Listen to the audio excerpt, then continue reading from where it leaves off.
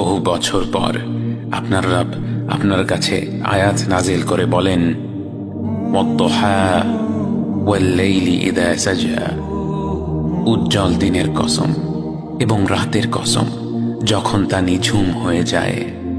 মা ওয়াদ্দা'আকা রাব্বুকা ওয়া মা ক্বালা, তোমার রব তোমাকে কখনো পরিত্যাগ করেননি এবং তোমার প্রতি অসন্তুষ্ট হননি।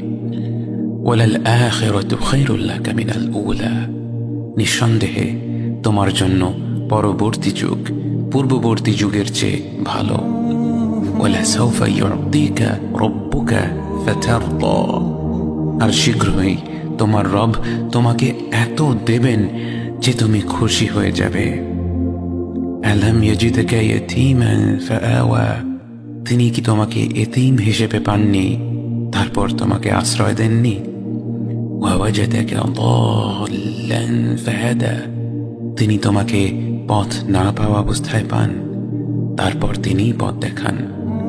ওয়াওয়াজাদাকা আইলান ফাআগনা, তিনি তোমাকে নিঃস্ব অবস্থায় পান তারপর তোমাকে ধনী করেন।